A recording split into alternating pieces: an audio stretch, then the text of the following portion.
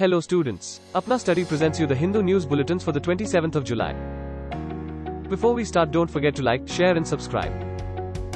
National News. Mamata Banerjee to meet Prime Minister Narendra Modi.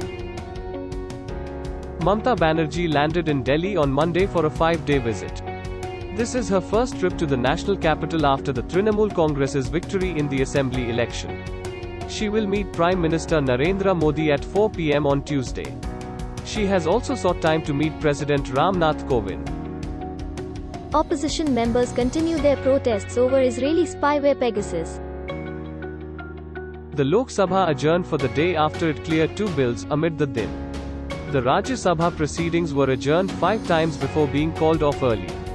The opposition members continued their protests over allegations of snooping using the Israeli spyware Pegasus and the controversial agricultural reform laws. President Ram Nath Kovind lays wreath at Dagger War Memorial, Baramulla. Ram Nath Kovind laid a wreath at the Dagger War Memorial, Baramulla, to pay tributes to all the soldiers who sacrificed their lives in defending the nation. President Kovind was scheduled to pay homage at the Kargil War Memorial in Dras. Maharashtra, 164 perished and 100 missing in floods.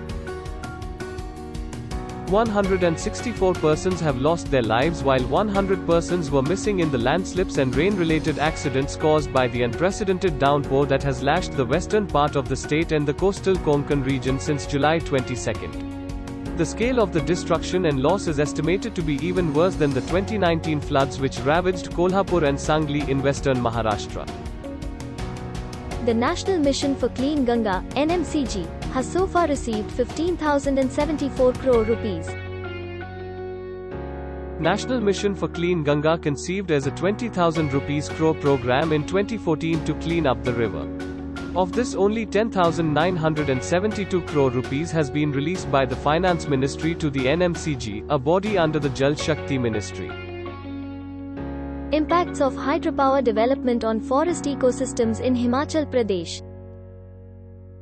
9 tourists were killed after boulders fell on their vehicle in a landslip near Bastri in Kinnaur district on July 25.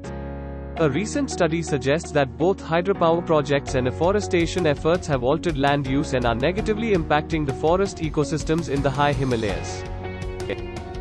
Air India Express crash in Tiruchi. The report of the investigation into the 2018 Air India Express plane crash in Tiruchi is a cover-up to exonerate the pilots, says aviation safety expert Captain Mohan Ranganathan. The report blames a snag in the pilot-in-command's reclining seat for the incident. The report fails to fault the pilots for continuing to fly. This is a criminal act, he alleges. International news. China and the US talks in Tianjin.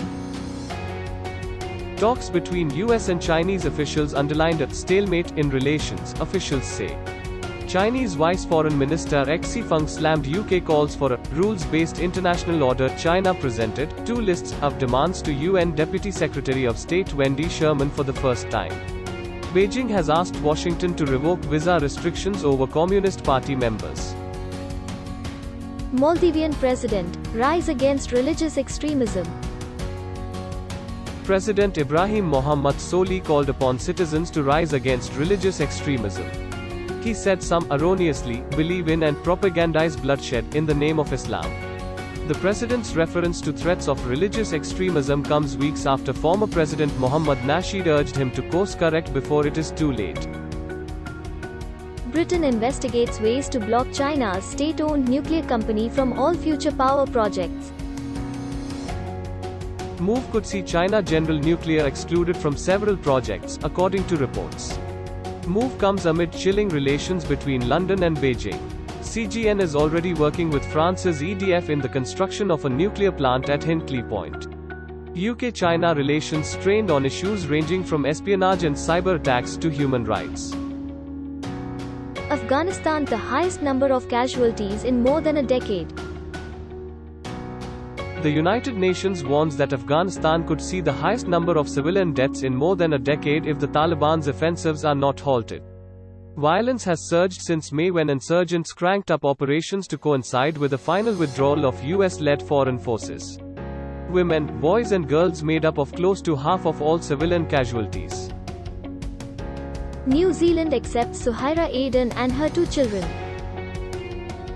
New Zealand-born Suhaira Aden moved to Australia at age 6 and was a dual national until Canberra stripped her of citizenship last year. New Zealand PM Jacinda Ardern said cancelling her citizenship would leave them stateless. She said the family is not Turkey's responsibility, and with Australia refusing to accept the family, that makes them ours.